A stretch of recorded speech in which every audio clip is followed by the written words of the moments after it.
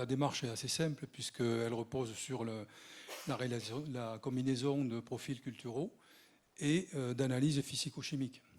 Donc le profil culturel est un outil formidable pour diagnostiquer ce qui se passe dans le sol, l'organisation du sol, sa structure, où sont les racines, comment elles sont organisées également, est-ce qu'elles sont sous contrainte, est-ce qu'elles sont importantes, est-ce qu'elles sont suffisamment développées.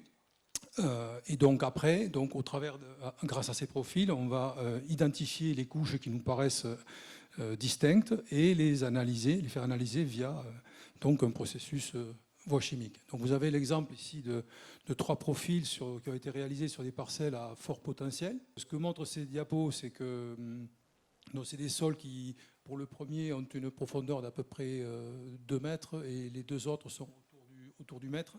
Donc ce qu'on peut voir, c'est que sur des textures assez proches, voire comparables, eh bien, on a des contextes assez différents, puisque le poids de terre fine exploré par les racines, il passe pratiquement du simple au triple. Donc ça témoigne aussi de la capacité du sol à fournir les éléments, mais aussi l'eau. Et vous voyez que la réserve utile, eh bien, également, elle ne passe pas du simple au triple, mais elle passe du simple au double.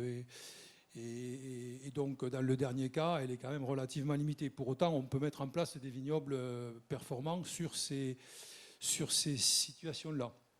Donc, une fois qu'on a fait ça, donc les échantillons sont prélevés, sont envoyés au laboratoire, et donc on a fait un focus juste sur la partie MO. C'est-à-dire vous faites des analyses sur la base de ça. Les échantillons sont prélevés, sont envoyés. Donc en fait, j'ai voulu juste montrer au travers de ces 2 diapos quelque chose qui me paraît important. Donc si on prend les intervalles ciblés, on se rend compte que finalement, dans un cas sur 2, la situation est assez acceptable. Puisque les taux de matière organique sont considérés comme suffisants. Quand tu dis ciblé, c'est ciblé sur les résultats de l'analyse. Voilà, l'analyse vous donne généralement une valeur en grammes par kilo et un intervalle de normalité, ou en tout cas un intervalle dans lequel il faudrait se situer. Donc moi, j'ai juste reporté ce qu'on a là, et il n'y a pas de jugement de valeur de quoi que ce soit, c'est juste les faits. On a à peu près 20% de situations où c'est juste suffisant, c'est-à-dire qu'on est juste très très proche de la borne basse de cet intervalle-là, et on a à peu près 30% de situations où on n'est pas bon, on est déficitaire. Donc ça a été fait, c'est des résultats qui ont été compilés sur les 30 derniers mois, et ça correspond à 233 couches, on avait 250 profils, donc on a exploité les 233 premiers horizons de sol. Et si par contre on se dit que finalement, alors pourquoi on a fait ça? Parce que bien souvent dans les profils on fait le constat que nous avons affaire à des sols compactés, des sols tassés et moi ce que j'appellerais des déficits de racines actives. Donc si on se fixe comme objectif un idéal agronomique, c'est-à-dire un rapport entre les argiles et la matière organique un peu plus élevé que ce qu'on a dans le premier cas, eh bien, on s'aperçoit que c'est 95% des échantillons qui passent pas, qui sont considérés comme déficitaires. Donc, à titre d'exemple, la plage de déficit que l'on a pu estimer, elle va de 5 tonnes d'humus stable à 30-35 tonnes. Donc, c'est quand même pas anodin. Donc, une fois qu'on a fait ce constat, il faut proposer une stratégie. Donc cette stratégie, on l'a déclinée, on a hiérarchisé. Donc on est parti bien évidemment de ces valeurs-là. Et on s'est dit, on a des situations avec des taux acceptables, des situations avec des taux juste suffisants et des situations avec des taux déficitaires. Donc en fait, quand c'est acceptable, un entretien régulier se suffit. Et généralement, quand on restitue les bois de taille, les apports en complément ne sont pas forcément très importants. Quand c'est juste suffisant, on préconise plutôt un entretien régulier, surtout régulier et légèrement renforcé ou renforcé.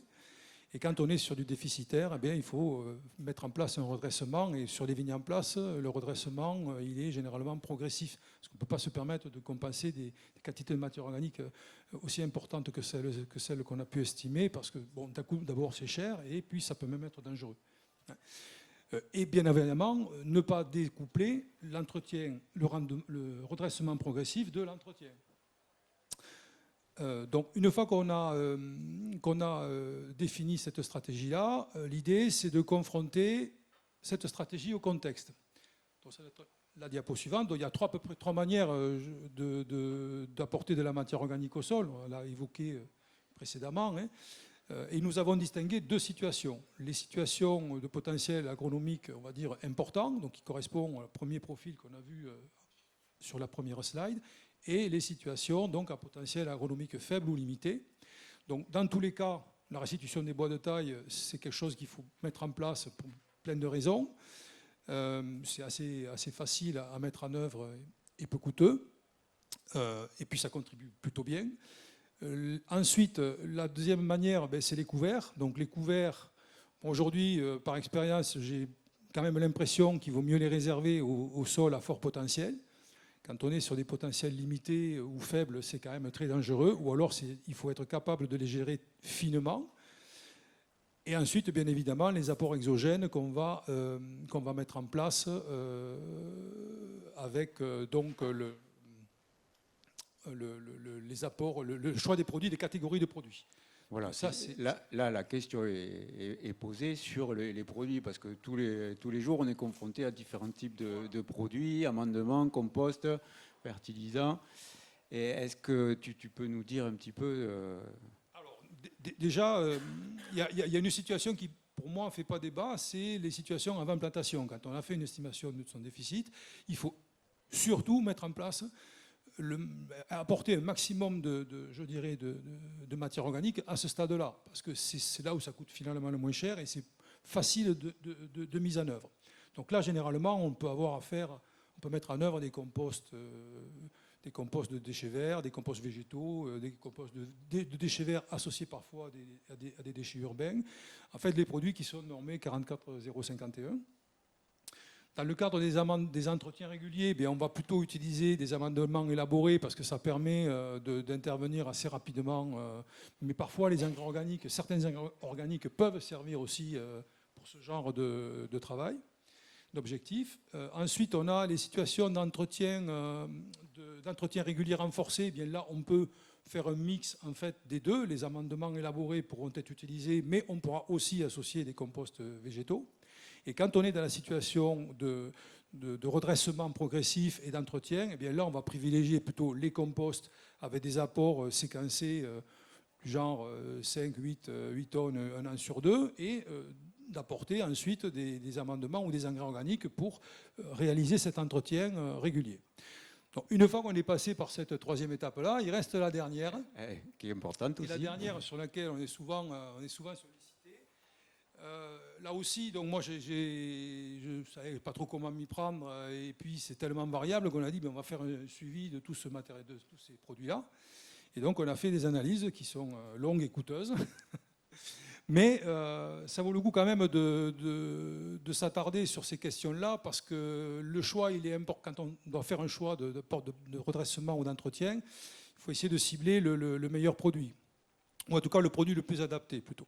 Donc en fait, ici, vous avez trois critères qui nous paraissent importants: le taux d'humidité, le taux de matière organique sur brut et la contribution en humus stable du produit. Donc, si on regarde clairement les composts de déchets verts, on s'aperçoit qu'il y a une très très forte variabilité au niveau du taux d'humidité, hein, donc ce qui n'est pas le cas des produits de marque ou des produits élaborés. Quand on regarde le critère matière organique sur brut, il y a moins de variabilité au sein d'une famille de produits. Par contre, les composts végétaux sont généralement moins riches, enfin, ils sont toujours moins riches plutôt que les produits de marque et les produits élaborés. Et enfin, on retrouve ces différences-là dans la contribution en matières humiques, puisque on va pratiquement du simple au double quand on passe d'une catégorie de produits à l'autre. Donc, sur ces questions-là, une fois qu'on sait ça, ce qui me paraît important, c'est d'essayer d'aller un peu au-delà de la fiche technique ou de l'étiquette du produit. Donc nous, on constitue un petit référentiel là-dessus, donc on a quelques idées. Par contre, les produits ne sont pas stables dans le temps, donc parfois, il vaut peut-être mieux avoir recours à une analyse supplémentaire. Une analyse, si ça coûte 400 €, quand vous devez fertiliser 30 hectares, je vous assure tout de suite, c'est pas très cher. En facial, c'est cher, mais par contre, quand vous regardez ce que ça peut vous amener, c'est-à-dire être capable d'adapter le produit aux conditions d'eau au sol, finalement, c'est pas si cher que ça. Voilà. Et après, bon, les produits de marque sont des produits qui vont garantir une stabilité dans le temps, sur le plan qualitatif, il n'y a aucun souci là-dessus. Et puis peut-être, pour conclure, dire que finalement, le réglage du sol ne se fera jamais aussi mieux que si vous remplissez le réservoir. Si vous avez un réservoir vide, on peut parler de biodiversité ou de fonctionnement, ça va quand même beaucoup moins bien marcher.